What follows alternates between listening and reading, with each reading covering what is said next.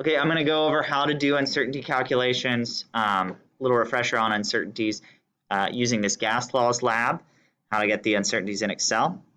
So first of all, I have all of my raw data with all of my raw uncertainties here.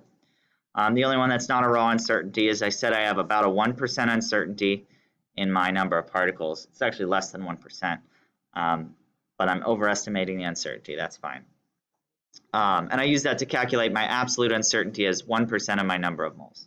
In our lab, what we're going to be doing is using PV equals nRT, graph it in such a way that R is the slope. My independent variable was V and my dependent was P. So I will rearrange the equation to be P equals R times the quantity NT over V. So when I graph, I'm going to need error bars in P, and I'm going to need error bars in NT over V. So those are the two variables, two columns that I need. I already have my uncertainties in P, so I need to make a column for NT over V. And I'm just going to quickly make a column to calculate that. Number of moles is over here, but since it's a constant, I need to put dollar signs, dollar sign, dollar sign. Temperature is also a constant for me in this experiment. So I'm going to click the temperature cell, B17, dollar sign, dollar sign. Then go back to the formula bar. It's going to be NT divided by V, so I'm going to divide by my volume in cubic meters. We do want that to calculate out when I drag, so I'm going to just press enter now. It's quite a large number, and I'm going to drag and drop down. It's doing all of my NT over V calculations. How do I get the uncertainty in NT over V? Well, I need the uncertainty in N, which I have, the uncertainty in T, which I have, and the uncertainty in V, which I don't have. But I can easily get that because we know that volume in this case is just the area of the base times the width. Since we're multiplying or dividing, we just add the relative uncertainties to get the relative uncertainty of our result. So I'm actually going to add a new column here, and I'm going to do a relative uncertainty for V.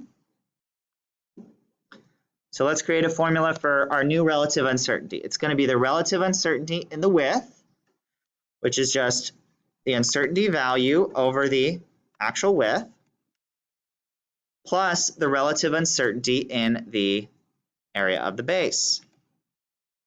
The area of the base uncertainty is here,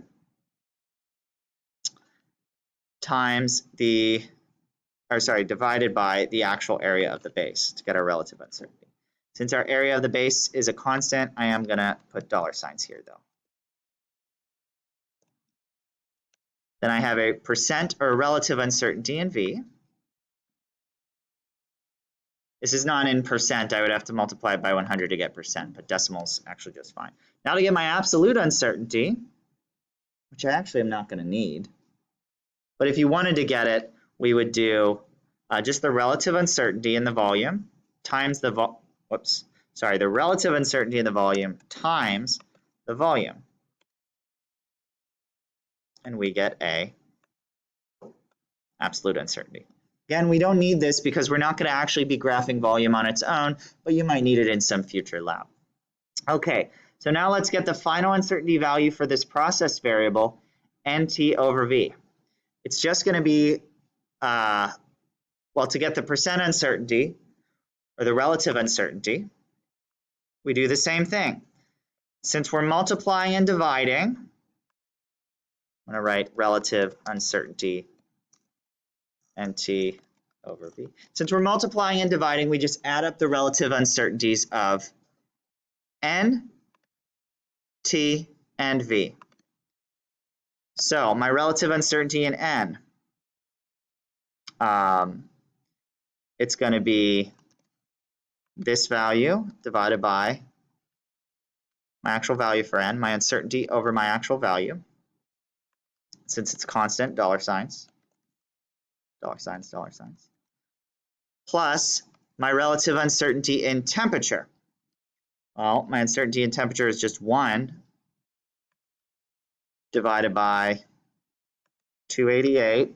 Since those are constant, I'm going to go up and add dollar signs, dollar sign, dollar sign, dollar sign, dollar sign, plus the relative uncertainty in my volume, which is just right here. I already calculated it. So I'm going to click K4. Press enter. Gives me a relative uncertainty of about 5%. I'm going to drag and drop down to calculate all of my relative uncertainties.